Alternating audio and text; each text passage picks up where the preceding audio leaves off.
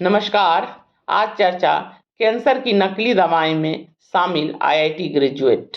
अपराध हर समाज में होता है, पर चिंता तब बढ़ जाती है जब अपराध करने वाला बहुत ज़्यादा पढ़ा लिखा शिक्षित हो, जिसकी शिक्षा से समाज को लाभ पहुंचने की उम्मीद होती है। आज हम चर्चा करेंगे एक आईआईटी ग्रेजुएट कैंसर की नकली दवा बेचने वाला मुजफ्फरपुर के आदित्य कृष्ण आईआईटी बीएचयू से बीटेक की पढ़ाई की, गलत संगत में पड़कर कम वक्त में ज्यादा रुपए कमाने की चक्कर में नकली दवाओं के खरीद फरोख्त में लिप्त हो गया।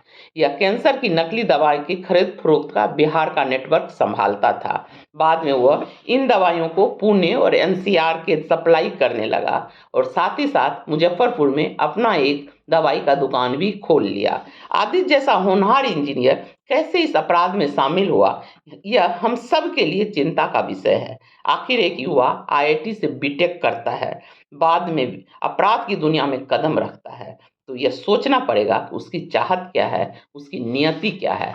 आखिर आदित्य जैसों का अपराध की दुनिया में कदम रखना समाज के लिए खतरे की घंटी से कम नहीं है। आदित्य जैसे उच्च शिक्षित अपराधी समाज में छुपा रह जाता अगर दिल्ली पुलिस की अपराध शाखा की टीम ने 4 अलग अलग जगहों पर छापामारी करके गिरोह से जुड़े 7 लोगों को गिरफ्तार न कर लिया होता। इसकी निशानदेही पे ही आदित्य की मुजफ्फरपुर में गिरफ्तारी हुई।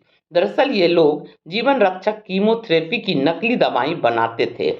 आरोपियों से करीब 4 करोड़ कीमत की 47 अंतर्राष्ट्रीय और 2 भारतीय ब्रांड की नकली दवाई भारी मात्रा में खाली शीशी, पैकेजिंग मटेरियल और मशीन से जुड़े उपकरण बरामद किया गया। कैंसर के अस्पताल में इस्तेमाल की गई असली दवा की खाली शीशी में फ्लूकोनाजोल एक एंटी फंगल दवा जिसकी कीमत 100 रुपये है भरकर इसकी पैकिंग अलग अलग ब्रांड के नाम पर करता था। इसके बाद इसे 1 से 3 लाख रुपए में बेच देता था। यह काला धंधा कहीं और नहीं बल्कि देश की राजधानी दिल्ली में हो रहा था, ठीक सरकार के नाक के नीचे। एक सामान्य अपराध और इस तरह की नकली दवा का कारोबार, वो भी कैंसर के कीमोथेरेपी की नकली दवा का धंधा, समाज, पुलिस और सरकार सबके लिए शर्मिंदगी से कम नहीं है। यह नकली दवा इलाज तो नहीं कर पाता, मरीज की पैसा और जान दोनों ही ले लेता है। एम्स के एक डॉक्टर ने बताया है कि नकली दवाई जब शरीर पर असर नहीं करता है तब डॉक्टर को उसका डोज बढ़ाना पड़ता है, अन्य जांच भी कराना पड़ता है, जिससे पहले ही कैंसर झेल रहे मरीज को दूसरी बीमारी लग जाती है और अनंततः उनकी जान चली जाती है। पुलिस का दावा है कि यह धंधा पिछले 2-3 साल से दिल्ली में चल रहा था। तो आखिर दिल्ली पुलिस थी कहाँ? समाज में नकली दवा को लेकर शंकाएं बढ़ती जा रही है। उचित कीमत देकर भी अगर नकली दवा खरीद रहे हैं तो दोषी निश्चित रूप से सरकार है। अगर हम अपने जनता को उचित मूल्य पर असली दवा भी नहीं दिला पा रहे हैं तो काहे का विकसित भारत, काहे का श्रेष्ठ भारत। पर इन सब के बीच एक सुखद खबर भी आई है। टीएमसी यानी टाटा मेमोरियल सेंटर मुंबई ने दवा का एक ऐसा कॉम्बिनेशन बनाने का दावा किया है जो मरीजों में दूसरी बार कैंसर फैलने से रोकेगा, साथ ही कीमोथेरेपी और रेडिएशन की साइड इफेक्ट को भी 50% तक कम कर देगा। टीएमसी ने इस दवा पर 10 साल तक रिसर्च हुआ है।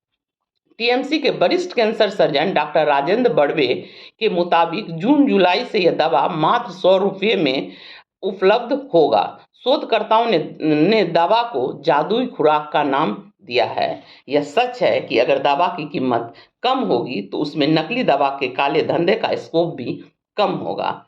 जो भी चीज़ें महंगी होती है उसका नकली या कॉपी जरूर बाजार में आ जाता है, चाहे वो दवा हो, इलेक्ट्रॉनिक डिवाइस हो या कपड़े कपड़े सरकार को सख्त से सख्त कदम उठाना चाहिए ताकि कम से कम नकली दवा बाजार में नहीं मिले। देश की सत्ता को कम से कम जीवन रक्षक दवाई की कीमत इतना कम कर देना चाहिए कि आम लोग को भी यह दवा खरीदना भारी ना लगे। आखिर इन दवाओं की कीमत कम करने का भार सरकार क्यों नहीं उठा सकती है? वो भी तब जब कुछ चुनिंदा उद्योगपति का लाखों करोड़ों का कर्ज माफ हो जाता है और एक बार फिर कर्ज माफी के बाद दोबारा उस उद्योगपति को कर्ज मिल जाता है। हम तो केवल दवा की मांग कर रहे हैं, वो भी जीवन रक्षक दवाओं की, उनकी कीमत कम करने की। इस पर एक बार विचार जरूर कीजिएगा। नमस्कार।